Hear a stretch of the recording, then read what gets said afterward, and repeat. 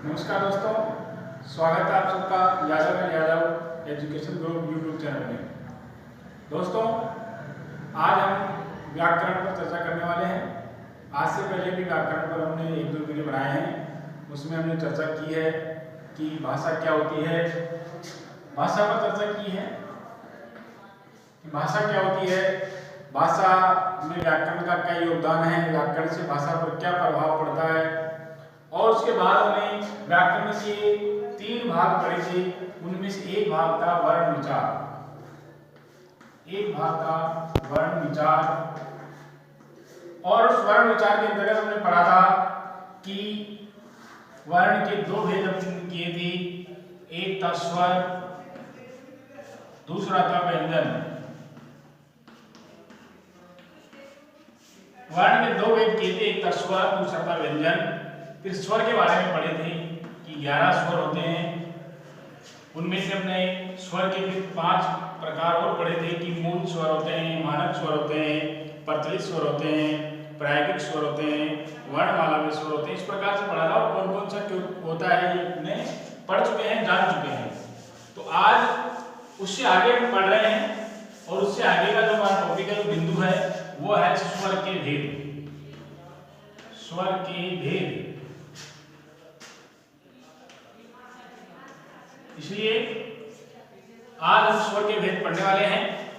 आप यदि हमारे चैनल पर पहली बार आए हो, पहली बार देख रहे हो, तो हमारे चैनल को सब्सक्राइब जरूर करें। साथ ही अपने सभी दोस्तों से शेयर करें और उनको सब्सक्राइब के लिए प्रेरित करें। आपका सब्सक्राइब हमें हौसला देता है, प्रेरणा देता है। तो आइए शुरू करते हैं। स्वर के भेद। स्वर को 7 भेदों में विभाजित किया गया है, 7 भागों में बांटा गया है। हम कोशिश करेंगे कि कोई भी प्रकार, कोई भी स्वर छूट नहीं पाए और जितना विस्तार में हम यहाँ चर्चा करने वाले हैं उतना विस्तार में आपको सामान्यतः इन किताबों में या गाइडों में नहीं मिलता है। आज संपूर्ण चर्चा हम करने वाले हैं, तो शुरू करते हैं। देखिए, स्वर के जो 7 भेद हैं उनका शॉर्ट में मैंने नाम बनाया है, जो इस प्रकार है। उमा जी जा। ये जो स्वर के 7 भेद हैं, उन 7 भेदों का शॉर्ट में नाम है। उत्पत्ति के आधार पर, मात्रा के आधार पर, जीव के आधार पर, उच्चारण के आधार पर, मुख आकृति के आधार पर, जीव उठने के आधार पर, और अंतिम भेद है जाति के आधार पर। तो आइए एक एक पर विस्तार से चर्चा करेंगे, एक एक भेद को पढ़ेंगे, उस पर विस्तार से चर्चा करेंगे। तो जो पहला जो भेद है, उत्पत्ति के आधार पर, उत्पत्ति के आधार पर स्वर।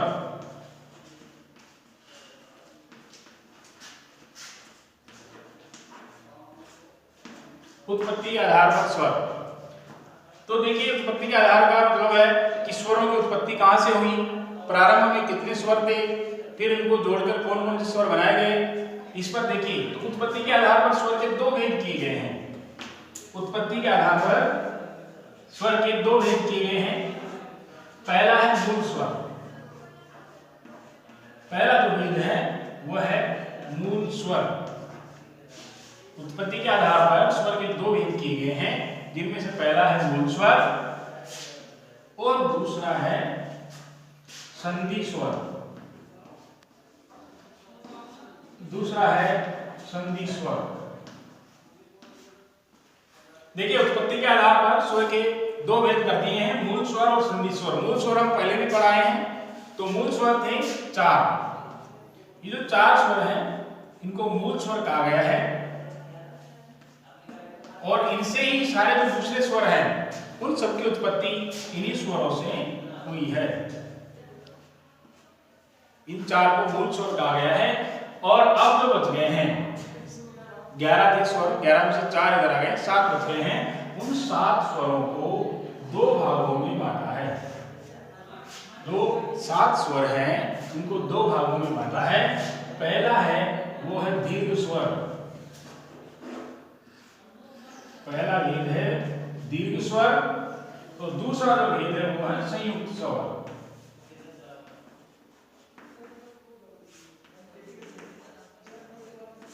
देखिए उत्पत्ति के आधार पर मूल स्वर, संधि स्वर, मूल स्वर 4 हैं, ए, ई, उ और री। संधि स्वरों को दो भागों में बांट दिया, दीर्घ स्वर और संयुक्त स्वर। दीर्घ स्वर देखिए वो हैं जो स्वयं से मिलकर बने हैं, दीर्घ स्वर वो कहलाते हैं जो समान स्वर से मिलकर अपना बड़ा रूप लेते हैं। जैसे ए धन ए मिलकर बना आ, ई धन ई मिलकर बना बड़ा ई, उ धन उ मिलकर बना बड़ा उ।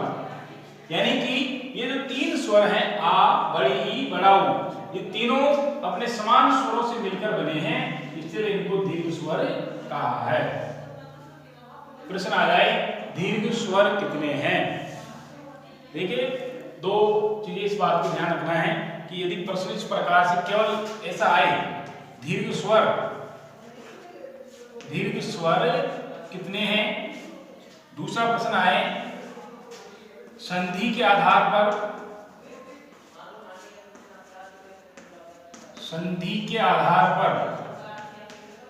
दीर्घ स्वर कितने हैं,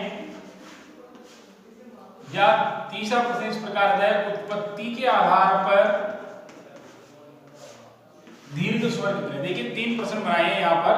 पहला प्रश्न केवल इतना दीर्घ स्वर कितने हैं, दूसरा प्रश्न संधि के आधार पर दीर्घ स्वर कितने हैं, तीसरा प्रश्न उत्पत्ति के आधार पर दीर्घ स्वर कितने हैं। तो देखिए केवल ऐसे पूछ रहा है कि दीर्घ स्वर कितने हैं, तो उत्तर होगा 7। केवल यदि ऐसा पूछा जा रहा है कि दीर्घ स्वर कितने हैं तो 7, और ऐसे पूछे कि संधि के आधार पर दीर्घ स्वर कितने हैं तो 3। संधि के आधार पर दीर्घ स्वर 3, उत्पत्ति के आधार पर दीर्घ स्वर 3। देखिए अंतर ध्यान रखना है कि दीर्घ स्वर यानी कि यदि नॉर्मल हम जब बात करते हैं छंदों के आधार पर या मात्राओं के आधार पर, तो वहां जो दीर्घ मात्रा होती है, जो दीर्घ मात्रा जो गिनते हैं, इन 4 के अलावा जो स्वर बच गए हैं उन सबको दीर्घ गिनते हैं, इसलिए उन्हें दीर्घ स्वर कहा जाता है। लेकिन यदि स्पेशल नाम आ जाए संधि के आधार पर दीर्घ कितने हैं, तो संधि के आधार पर दीर्घ उनको माना जाता है जो समान स्वरों से मिलकर बड़ा रूप ग्रहण करते हैं, उन्हें दीर्घ माना जाता है। संधि के आधार पर दीर्घ इन्हें माना जाएगा, और ऑल ओवर दीर्घ स्वर पूछा जाए तो 3 ये और 4 ये, ए, आई, ओ और औ, ये चारों संयुक्त स्वर हैं। ये चारों संयुक्त स्वर इसलिए हैं कि ये अलग अलग स्वर से मिलकर बने हैं, ये सभी अलग अलग स्वर से मिलकर बने हैं। ए और ई के मिलने से ए बना है, ए और ए के मिलने से आई बनी है, ए और उ के मिलने से ओ बना है, ए और ओ के मिलने से औ बना है। देखिए इनके बनने में दोनों तरफ एक स्वर है, दोनों तरफ समान स्वर हैं, जबकि इनके बनने में दोनों तरफ अलग अलग स्वर हैं, इसलिए ये संयुक्त स्वर कहलाते हैं। इसलिए ये संयुक्त स्वर कहलाते हैं, ये दीर्घ स्वर कहलाते हैं। तो आइए एक बार जल्दी से उत्पत्ति के आधार पर स्वर, मूल स्वर और संधि स्वर। मूल स्वर 4 है, ए, ई, उ और री। संधि स्वरों को 2 भागों में बांट दिया है, पहला है दीर्घ स्वर, दूसरा है संयुक्त स्वर। दीर्घ स्वर जो अपने समान स्वरों से मिलकर बड़ा रूप ग्रहण करते हैं वो दीर्घ स्वर कहलाते हैं। जब दीर्घ स्वर संधि पढ़ेंगे तब इन तीनों के बारे में ही वहां पढ़ेंगे। संयुक्त स्वर ए और ई से ए बना है, ए और ए से आई बनी है, ए और उ से ओ बना है, ए और ओ से औ बना है, यानी अलग अलग स्वरों के योग से बनने से ये संयुक्त स्वर कहलाते हैं। ये था पहला भाग। दूसरे भाग की तरफ चलते हैं। स्वर का जो दूसरा भाग है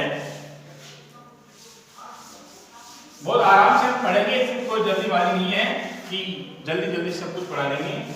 और आपको यदि समझ नहीं आता है तो वीडियो को एक बार, 2 बार, 3 बार आप किसी बात है उसको देख सकते हैं। दूसरा है स्वर का जो भेद है, दूसरा। पहला भेद पढ़ चुके हैं उत्पत्ति, दूसरा है मात्रा के आधार पर। मात्रा के आधार पर स्वर, मात्रा के आधार पर स्वर। तो देखिए इसके भी दो भेद हैं। मात्रा के आधार पर स्वर के दो भेद हैं, लघु स्वर, लघु भी इसको कह सकते हैं, इसके दो तीन नाम है, लघु, छोटे या एक मात्रिक।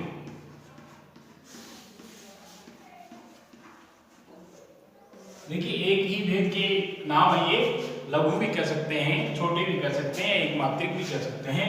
और जो दूसरा भेद है वो है इनका जस्ट विलोम, लघु का विलोम शब्द गुरु,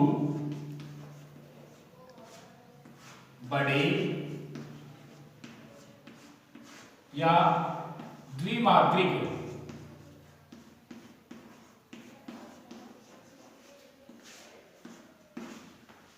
देखिए मात्रा के आधार पर स्वर के दो भेद किए हैं, लघु, छोटे, एक मात्रिक। दूसरा है गुरु, बड़े या द्विमात्रिक। यानी जिन जो छोटे स्वर हैं, जो लघु हैं, जिनकी एक मात्रा गिनी जाती है, उनको कहते हैं लघु।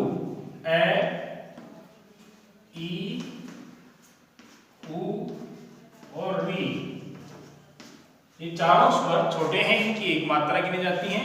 और इनके अलावा जो बचे हैं वो सभी बड़े हैं, जैसे आ, ई, उ, ए, आई, ओ, औ। ये जो स्वर हैं ये बड़े हैं, इन्हें द्विमात्रिक कहते हैं। इनकी गणना दो मात्राओं पे होती है। जैसे एक उदाहरण से मैं आपको समझाना चाह रहा हूं। एक शब्द मैंने इधर लिखा है कमल, एक शब्द इधर लिखा है कमल। अब इसके भी टुकड़े करेंगे, कमल के टुकड़े करेंगे तो के, ए, मैं, ए, ल, ये इस प्रकार से इसके टुकड़े होंगे। और यदि इसमें मात्रा लगाएंगे तो देखिए ए है, इसलिए सबकी इसकी एक एक मात्रा गिनी जाती है।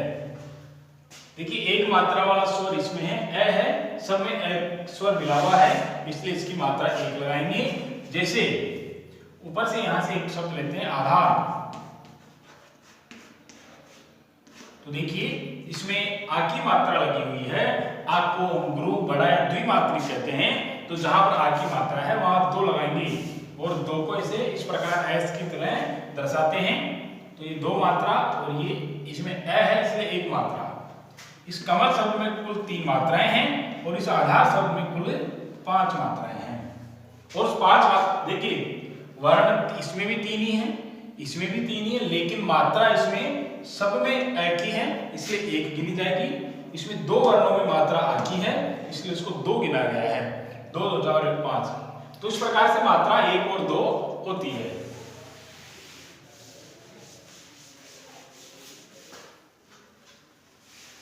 तीसरे भेद की तरफ चलते हैं। तीसरा जो भेद है वो है उच्चारण के आधार पर।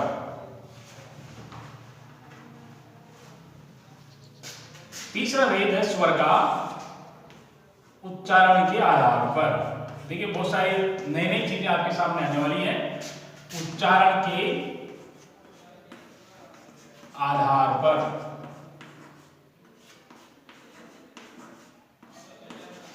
उच्चारण के आधार पर स्वर। तो देखिए उच्चारण के आधार पर भी स्वरों के 2 भेद किए गए हैं। पहला है सानुनासिक,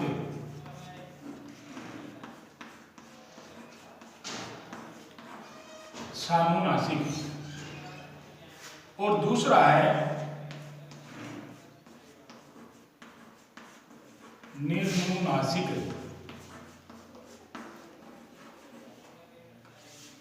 पहला है सानुनासिक, दूसरा है निर्नुनासिक।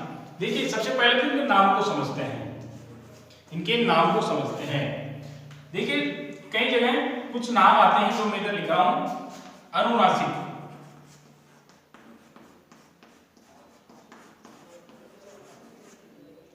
एक नाम ये भी बार बार सुना जाता है अनुनासिक। एक नाम इस प्रकार से हमें सुनाई देता है अनुस्वार, और एक नाम इस प्रकार सुनाई देता है नासिके। देखिए 4-5 नाम हैं जो बहुत कंफ्यूज करते हैं, तो देखिए समझिए, ये जो नाम लिखा हुआ है सानुनासिक, इसको इस प्रकार लिख सकते हैं स धन अनुनासिक।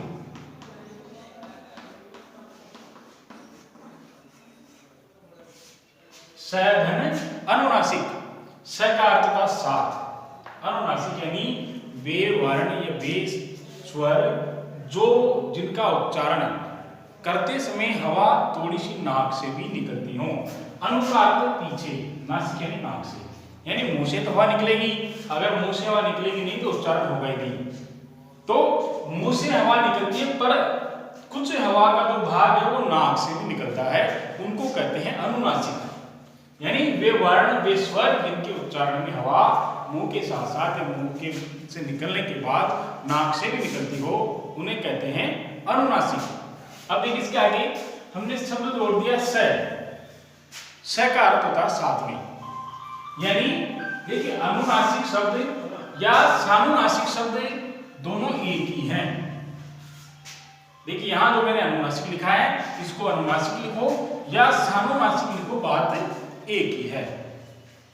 तो जो अनुनासिक है इसके आगे, ये जो यहां सानुनासिक लिखा है इसके आगे अनुनासिक भी लिख सकते हैं। ये दोनों नाम एक ही है, ये केवल आजकल परीक्षा का जो पैटर्न बदल गया है उसमें नए नए शब्द, उन्हीं शब्दों को तोड़ के नए शब्द बनाए जा रहे हैं और उनसे विद्यार्थियों को थोड़ा कंफ्यूज करने की कोशिश की जाती है।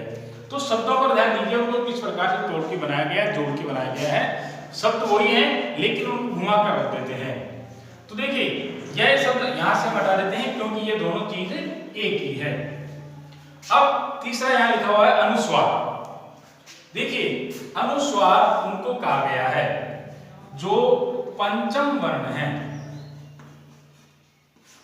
जो पंचम वर्ण है उनको अनुस्वार कहा गया है। पंचम वर्ण कौन कौन से हैं? ये जो प्रत्येक लाइन में पांचवा जो अक्षर है उनको पंचम वर्ण कहा गया है। जब इस पंचम वर्ण को बिंदु के रूप में दर्शाते हैं, जब इस पंचम वर्ण को बिंदु के रूप में दर्शाते हैं तो इसे अनुस्वार कहते हैं। देखिए कैसे, यहां जैसे मान लीजिए कि मैंने ये शब्द लिखा है पंचम, मैंने यहां पंचम शब्द लिखा है, इसके ऊपर ये बिंदु लगा दिया है। अब देखिए यहां ये बिंदु है तो पांचवा, लेकिन यहां इसको एक बिंदु के रूप में दर्शा दिया है, इसलिए इस बिंदु को अनुस्वार कहते हैं। इस बिंदु को अनुस्वार कहते हैं। अब ये बिंदु है कौन सा पांचवा अक्षर है, ये बिंदु कौन सा पांचवा अक्षर है उसका पता लगाने के लिए इस बिंदु के जस्ट बाद में तुरंत बाद जो वर्ण है, इस बिंदु के तुरंत बाद जो वर्ण है, जैसे इस बिंदु के तुरंत बाद में च वर्ण है, च वर्ण का जिस लाइन में च वर्ण आता है, जिस लाइन में च वर्ण आता है उस च वर्ण की लाइन का जो अंतिम अक्षर है, उस लाइन का जो अंतिम पांचवा अक्षर है वो उस बिंदु का रूप होता है। देखिए कुछ शब्द और लिखता हूं मैं, एक शब्द और समझाता हूं। फिर से एक शब्द लिखा मैंने चंचल, इस चंचल के ऊपर यहां मैंने बिंदी लगा दी है। अब पता करें कि बिंदी कौन सा अक्षर है। उच्चारण अपना भूलवश इसको अधिकतर न समझते हैं, जबकि ये न होती नहीं है हर जगह। जैसे मान लीजिए आप च के ऊपर बिंदी लगा दी, च के तुरंत इस बिंदी के तुरंत बाद में च वर्ण है, इस बिंदी के तुरंत बाद में च वर्ण है, तो च वर्ण च की लाइन का पांचवा अक्षर, च की लाइन का पांचवा अक्षर, जैसे इसको फिर ऐसे भी अपन लिख सकते हैं चंचल, इसको ऐसे भी लिख सकते हैं। एक शब्द और देखिए पंकज, बहुत सारे शब्द इस प्रकार से आते हैं, शंकर,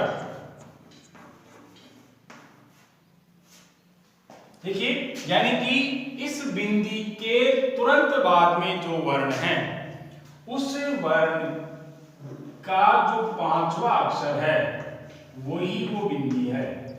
तो जैसे इस बिंदी के बाद में क है, क की लाइन का पांचवा अक्षर, तो इसको इस प्रकार के अपन लिख सकते हैं पंकज। इसको ऐसे भी लिख सकते हैं या इसको ऐसे भी जोड़कर लिखते हैं,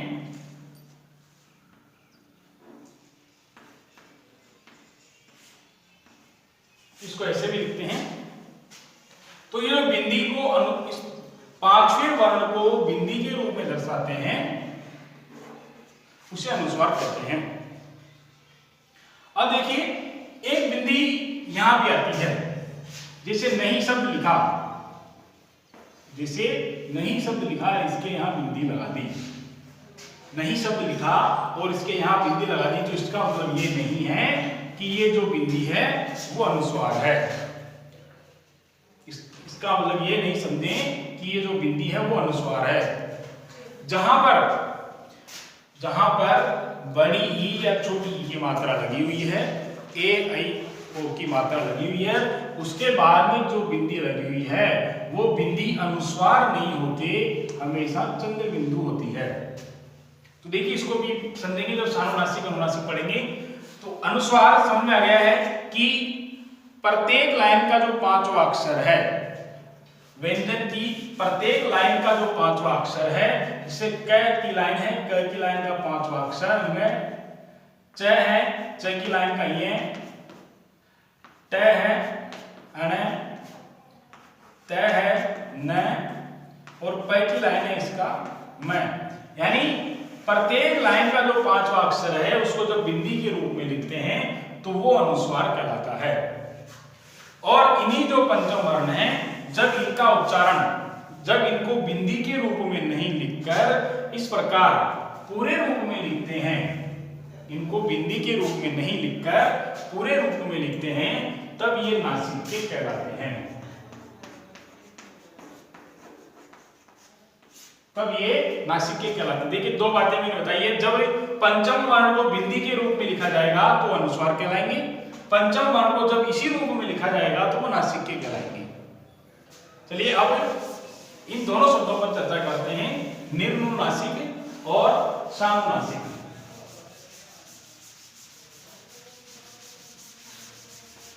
देखिए, दो शब्द लिखे हैं, सानुनासिक या अनुनासिक। अनुनासिक का जो जब उच्चारण के समय हवा मुंह के साथ साथ थोड़ी नाक से भी निकलती हो उन्हें अनुनासिक कहते हैं।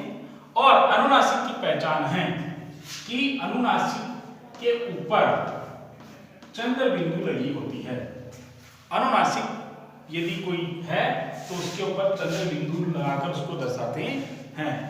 यानी जिस भी स्वर के ऊपर चंद्र बिंदु लगी हुई है वो सब अनुनासिक है। अब देखिए, जैसे इस प्रकार से कोई शब्द है लिख दिया है। अब इसको एक तो होता है हर्ष, एक होता है अंश। अब एक के ऊपर इस प्रकार यदि चंद्र बिंदु लगाते हैं तो जिसमें ए की मात्रा है उस पर तो आसानी से चंद्र बिंदु लगा सकते हैं। लेकिन यदि मान लो किसी को बहुवचन में बोलना होता है, जब किसी वर्ण को बहुवचन में बोलना होता है तो वहां भी चंद्र बिंदु लगाते हैं। लेकिन यहाँ अब इस प्रकार से चंद्र बिंदु लगाएं तो इतनी जगह नहीं है, इसलिए इस चंद्र बिंदु के आकार को छोटा कर केवल बिंदी के रूप में लगाते हैं।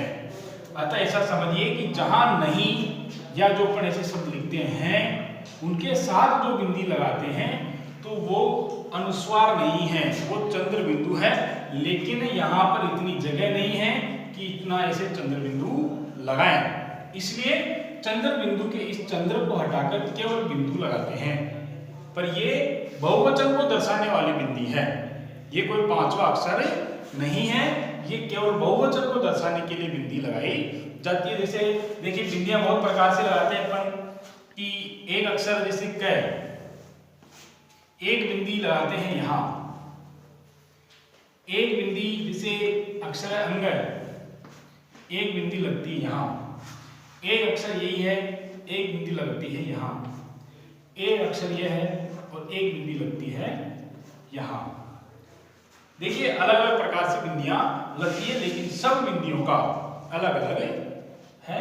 तो देखिए जैसे इस बिंदी को अपन पढ़ चुके हैं, इसको क्या कहेंगे, अनुस्वार। लेकिन इसको अनुस्वार कभी कहेंगे जब इसके आगे का कोई पांचवा लाइन का कोई पांचवा अक्षर आ रहा हो, तभी उसको अनुस्वार कहेंगे। यदि ये किसी मात्रा के साथ, ई की मात्रा के साथ ऐसे लगी हुई है तो अनुस्वार नहीं कहलाएगी, ये बहुवचन को दर्शाने वाली बिंदी होगी। देखिए इसको पंचमाक्षर बिंदु कहते हैं। जो ये बिंदु है इसको पंचमाक्षर बिंदु कहते हैं। हमें ये बिंदी केवल एक ही अक्षर में लगती है, जो कैकी लाइन का जो पांचवा अक्षर है, कैकी लाइन का जो पांचवा अक्षर है उसमें ये बिंदी यहाँ लगती है। इस बिंदी को कहते हैं पंचमाक्षर बिंदी, यानी केवल 5 अक्षर पर लगने वाली बिंदी। इसको बोलते हैं ताड़नजात चिन्ह। ये जो बिंदी लगती है नीचे, इसको बोलते हैं ताड़नजात चिन्ह। बहुत अच्छा, बहुत अच्छा। इसको बोलते हैं ताड़नजात चिन्ह। इसको बोलते हैं जो आगत, जो विदेशी स्वर है, जो पारसी भाषा से, अरबी भाषा से आए हैं, उनको, उनके लिए जो बिंदी लगाई जाती है उसको बोलते हैं नुक्ता। उसको बोलते हैं नुक्ता। जो विदेशी वर्णों के नीचे जो बिंदी लगाई जाती है उसको नुक्ता बोलते हैं। तो आइए अब आगे और इन चीजों पर भी, जैसे बहुत सारी चीजें आएगी जो अपन आज दिन तक पढ़ते आ रहे हैं, जबकि ऐसा है क्या, अपन पढ़ क्या रहे हैं, उस पर बहुत सारी बातों पर चर्चा करेंगे। तो देखिए अनुनासिक और सानुनासिक पढ़ रहे थे, जिनके ऊपर इस प्रकार से चंद्र बिंदु लगी होती है। सभी स्वर जिनके ऊपर चंद्र बिंदु लगी है वो सानुनासिक या अनुनासिक कहलाते हैं। और निर्नुनासिक, देखिए निर्नुनासिक, नि धन अनुनासिक। देखिए शब्द को पहले समझते हैं। नि धन अनुनासिक ये एक संधि है, विसर्ग संधि, जिसमें देखिए एक नियम चलता है कि यदि ए और आ के अलावा कोई स्वर हो, ए आ के अलावा कोई स्वर हो, उसके बाद विसर्ग हो और इधर स्वर तीसरा चौथा पांचवा हो, तो इस स्वर का, इस जो विसर्ग है, इस विसर्ग का आधा रे बन जाता है। और ये आधे रे में ये ए आकर मिला, ये पूरा हो गया। इस प्रकार से निर्नुनासिक बना। नि का अर्थ नहीं, नि का अर्थ है नहीं, अनुनासिक यानी जो अनुनासिक नहीं है, जो अनुनासिक नहीं है। पहला जो सानुनासिक है, जो अनुनासिक था, उसका अर्थ जो अनुनासिक है जिनमें हवा नाक से निकल रही है, और दूसरा जो है निर्नुनासिक है, जिसका अर्थ है जिसमें हवा नाक से नहीं निकलती है। यानी जो सभी स्वर हैं, वो सभी स्वर जो अपन सामान्य तरीके से लिखते हैं, किसी भी प्रकार की बिंदी लगाकर नहीं लिखते हैं, वो सभी स्वर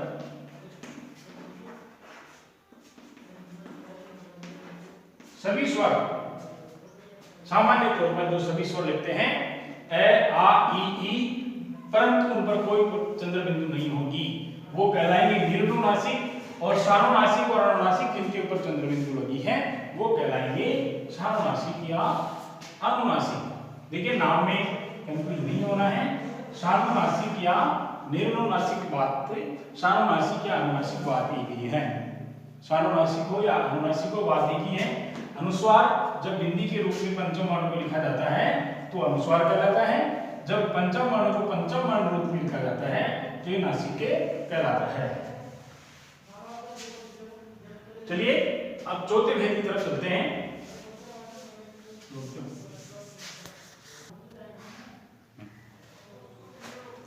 तीन भेद अपन पढ़ चुके हैं, तो आइए चौथे भेद पर चर्चा करते हैं। तीन भेद पढ़ चुके हैं, उत्पत्ति के आधार पर, मात्रा के आधार पर और उच्चारण के आधार पर। चौथा जो भेद है वो भी पढ़ लेते हैं। जीव के आधार पर, जीव के आधार पर चौथा जो भेद है वो है जीव के आधार पर। तो देखिए जीव के आधार पर, जैसे मान लीजिए ये जीव है, चित्र तो मुझे बनाना नहीं आता है, जो बनाया है ठीक है। तो देखिए ये मनुष्य की जीव है, इसके तीन भेद, तीन भाग कर दिए हैं। मनुष्य की जीव है, इसके तीन भाग कर दिए हैं। जैसे ये बाहर का जो भाग है, ये मध्य का भाग है और ये पीछे का भाग है, तीन भाग इसके कर दिए। जो आगे का भाग है उसको अपन अग्र कह सकते हैं, जो बीच का भाग है उसको मध्य कह सकते हैं, और अंतिम जो भाग है उसको पश्चे कह सकते हैं।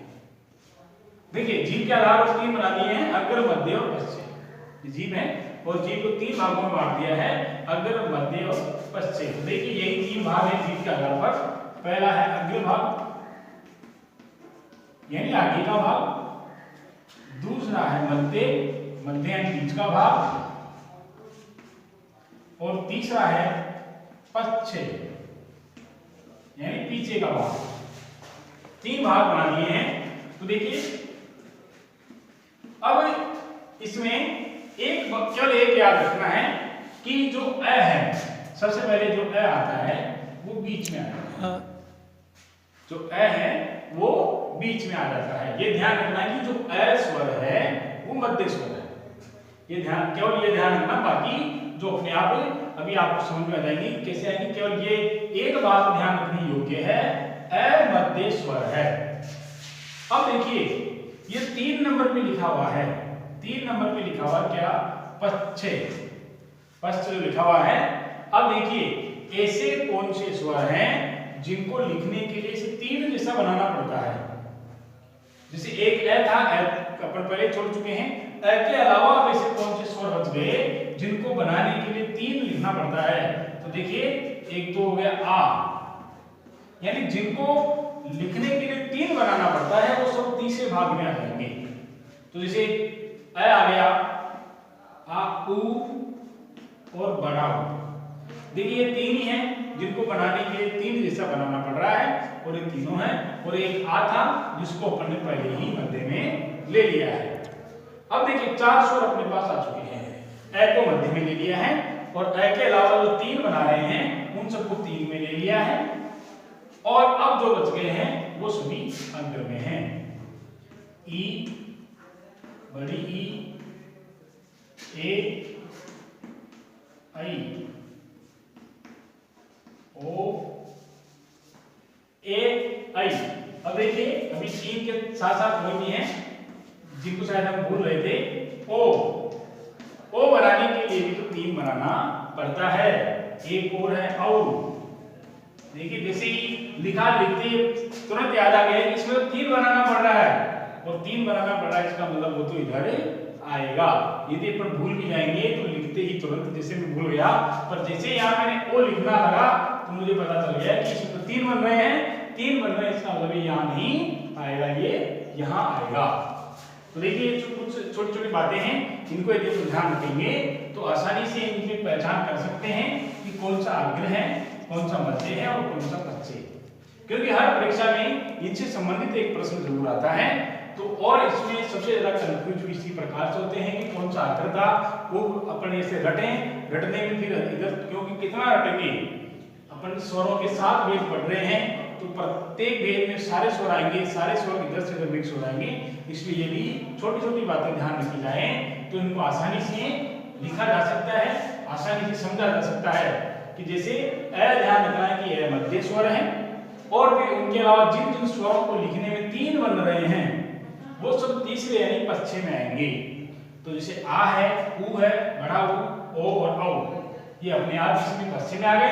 अब जो बच गए वो सब अग्र में चले जाएंगे, यानी ई, बड़ी ई, ए और आई अग्र में आ गए। मुझे लगता है क्लास काफी लंबी हो गई है। अब आगे का जो भाग है वो अगले वीडियो में आपके सामने में लेकर आऊंगा, और बहुत जल्द लेके आऊंगा। आप कितना इस वीडियो को पसंद करते हैं उसी के आधार पर मैं आगे का वीडियो बनाऊंगा। धन्यवाद।